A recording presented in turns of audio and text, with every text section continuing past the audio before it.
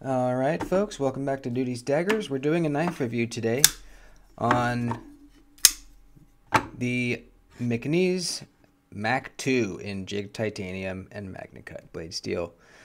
McNees is a USA knife manufacturer. They have been for quite a while, at least as far as I know. Not like super duper long, probably not as long as like, Strider and Hinderer and those guys, but definitely been around for a while and been making some really high quality USA made knives. And this is really my first time trying this knife. This one here was sent to me by a friend. This was my first experience with a McNees, and as soon as I flicked this one, I knew that I really, really wanted one. Luckily, my buddy Jason knew a friend that was selling his, and I bought one. This one here is mine. I love it. So we're going to review this thing. I don't really need two out. They're the same thing, just a little bit different finish. But I just kind of wanted to flex on you guys. They're not both mine, but it's kind of cool to have two McNees out here. So let's take some measurements real quick, give you guys an idea of how big this is, do a few size comparisons, and then we'll get talking about it. There's a lot of cool details on this guy. So, all right, overall length is going to be, let's do it this way, about 7.5 inches. Blade is about 3 3/8. Actual cutting edge, about the same, 3 3/8. And then closed, you got a little over 4 inches, 4.25 inches overall. Size comparisons, let's do a few here. Spyderco Shaman.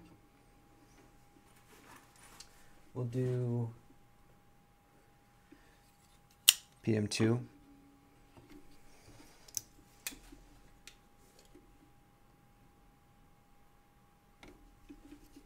Protec Malibu. Just grabbing random stuff here. Rat 2.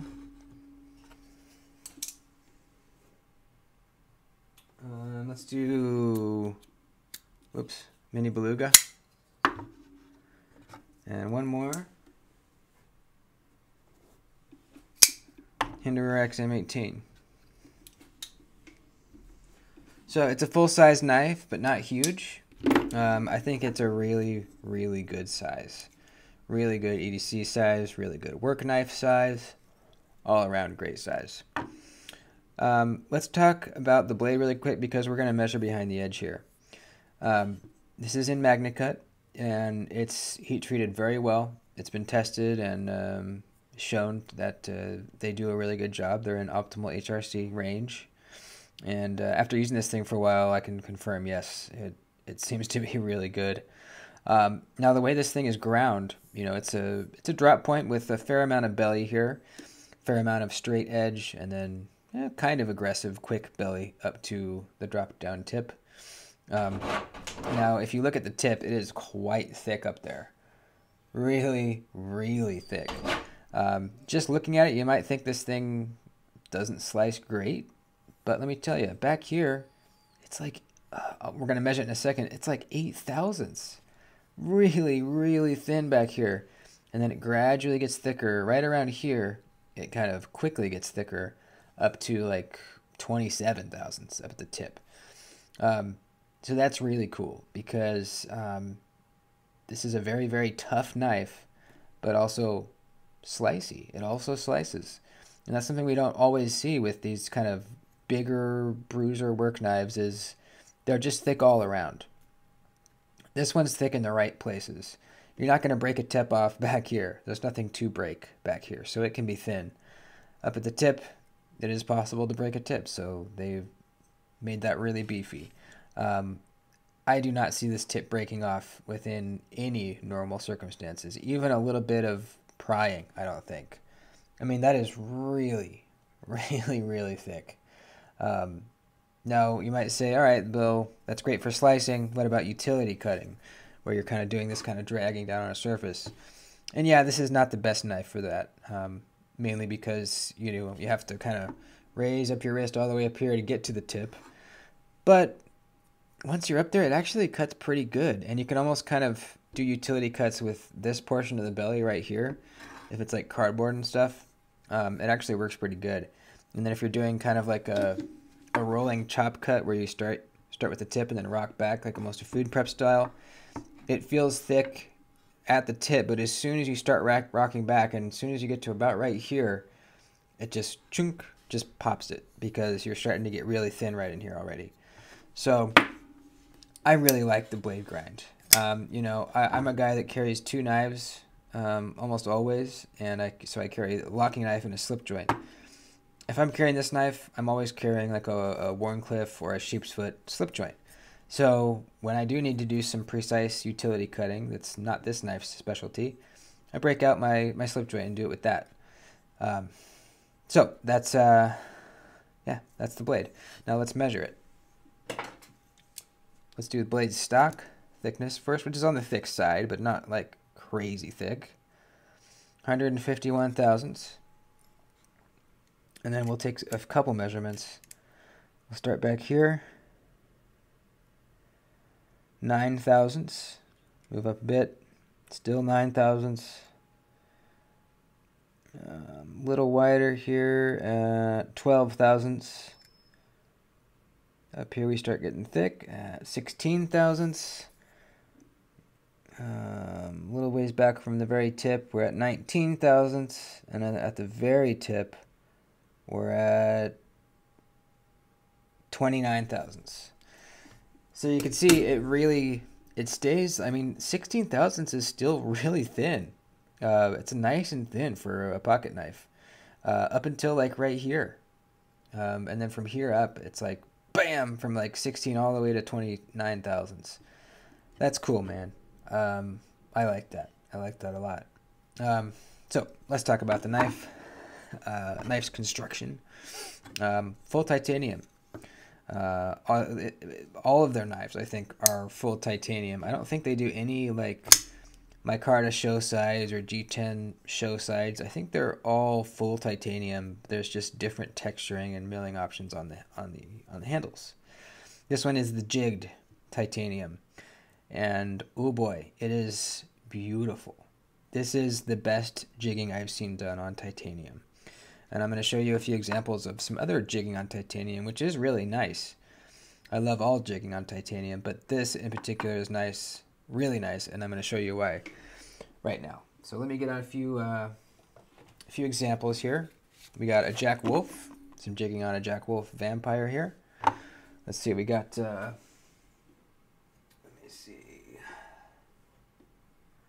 Oh, it's actually in the garage. Oh well, my hedgehog's in the garage. Here's an Ohio Riverjack, jigging on this titanium. I think that might be it right here. Let me see.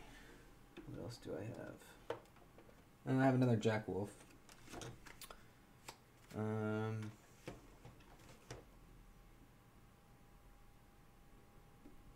Yeah, that's all I have right here. But this will be good. So jigging on titanium is made to look like it's randomly done by hand. And it's not. It can't be, because this is done by a mill, and you have to tell a mill exactly what to do. You can't tell a mill to just go crazy. Just fill up the space, do whatever you want. You have to tell it exactly what to do. So every one of these little chiseled out areas, pockets, is someone programmed it to do that. And they programmed it to make it look random, right? They made it programmed it to look like it was done by hand, even though it wasn't. So these all look random at first glance, but once you really start looking at it, especially like side to side, you can tell that they use the same pattern on both sides, and that's probably the same. In fact, I'm sure that's the same with these too. I would just be, I mean, that'd be kind of cool, but it'd be a lot more work to program two different, you know, jigged textures for either side. That'd be pretty cool. Someone do that. But let's just look at, so let's look at the Ohio Riverjack. And now this is really nerding out on jigging, but I like it. It's fun. There's a lot of kind of squares here that look very square.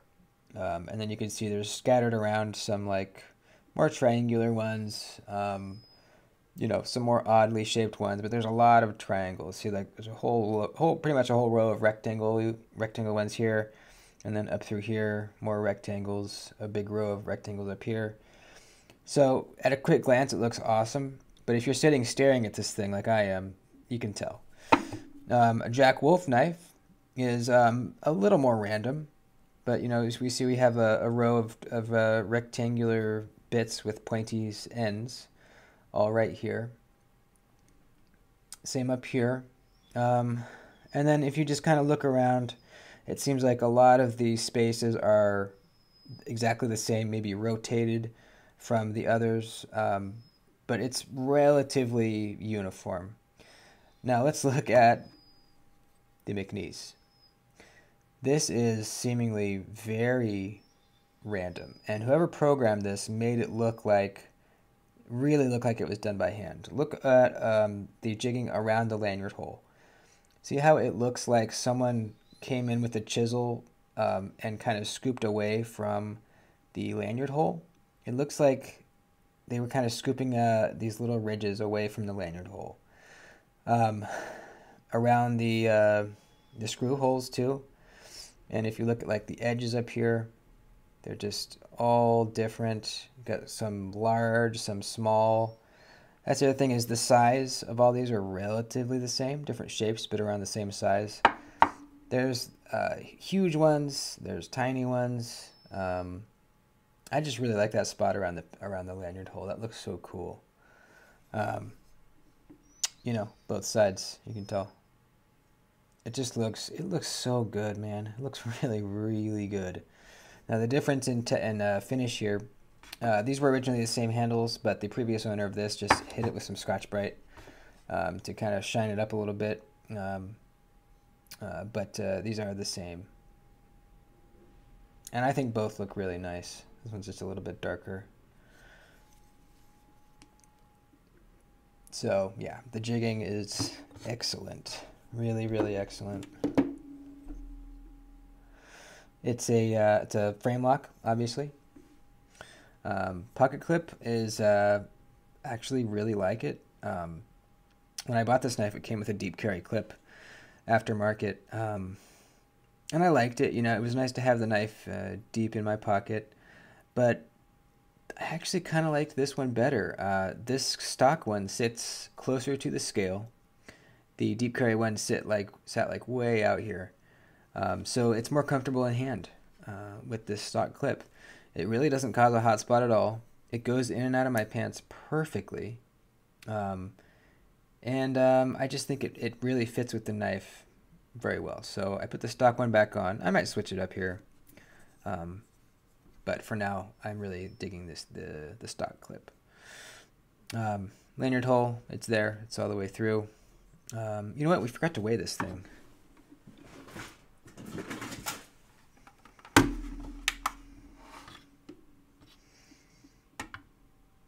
Four ounces on the dot. Nice. Not too heavy. Not too light. Really nice. I think it looks heavier than it really is. There's a lot of deep pockets milled out inside here. Really deep pockets. Sharpening choil is done well. You know, there's not a lot of separation here between the plunge grind and the edge termination, but there is a good amount. So you can see the edge bevel has not thickened up or gotten weird looking back in here. That is a really, really good sign. And it looks to me like you'll be able to sharpen this thing probably a pretty long way before you even get up into the plunge grind area. So they did that really nicely. Really, really nicely. That is so good to see. The thumb studs are basically just round stock, you know, with a chamfered around the edge and then a line around it. They're very simple, and I kind of wish that they were kind of stepped like this. It just creates a little bit more of a comfortable thumb stud. Here, when you go to flick it, it's basically your thumb is just on this ridge right here. On a more traditional, not traditional, but regular thumb stud, it's not really a sharp corner. It's like you're putting your thumb on this whole kind of rounded off area. It's just a little more comfortable. Now I think they look good. I like the kind of really simplistic look to them, but especially if your detents is pretty stiff, it can, you know, it's not the most comfortable thumb stud. It's not the worst either. It's just not the most comfortable thumb stud. Let's see, is that all for construction? Let's see. T8s, is that T8s for the hardware? Here's a T9. It might be a T9, that fits it right there. And then the pivot's going to be a T8. Now the body screws are screwed right into the lock side scale. You can see them kind of poking out right there. That's another kind of cool thing. Look at how the jigging comes up around those. You can see they kind of wanted a little bit of a flat spot for them to come out in. So whoever designed their, designed the jigging made it so where they kind of pop out in a little bit of a flat area between the jigging. Look at that. Looks so freaking cool, man. The back spacers or barrel spacers have that same kind of line in them as the thumb stud. That's kind of a cool design choice there. Lock bar relief cutout is on the outside, but I haven't really, in fact, I definitely haven't noticed it snagging on my pocket at all. Your pocket kind of, it's already in your pocket, or at least the clip's already in your pocket before you get to it, so it doesn't like snag up there and cause a problem, so that's totally fine. Lock bar access is great. I think you totally have enough room to get in there. Now the lockup. This does not have a steel lock bar insert or over travel stop. A steel lock bar insert, if you don't know, is one of these things. It creates a steel on steel interface between the lock bar and the blade. This here is a titanium on steel interface there. And you know, one of the reasons that makers use lock bar inserts is because they say that the wear is less if you have two pieces of hardened steel hitting each other rather than titanium and steel hitting each other. Also, there's the issue of being able to replace one that's been worn out. You can replace a new lock bar insert. If your lockup's not good or needs to be tweaked or, you know, for whatever reason, you can pop it out and put a new one in. This one you cannot. Now, that would be a turnoff for me if I had ever heard of a negative story about a McNees concerning the lock bar. I've never heard of that happening. You know, these are known to be very tough knives as well, so it's not like a strength thing. I've seen videos of people really abusing these things, and the lockup has not failed, at least from all the research I've done. So to me, that's not an issue. Whatever, you know, they're professional knife makers. They know better than I do if it needs a steel lock bar insert or not. Now the over travel stop is sometimes it's, well, for Hinder it's kind of down here. He calls it an LBS, lock bar stabilizer. But basically it's an over travel stop, meaning as you disengage, it stops you from pushing this way out here. You see it stops. I can't push it out more than right there. On the McNees here, it doesn't have that, so I could push it as far as I wanted. I could bend it out as far as I wanted until it broke off. You know, I don't really consider that a big issue either.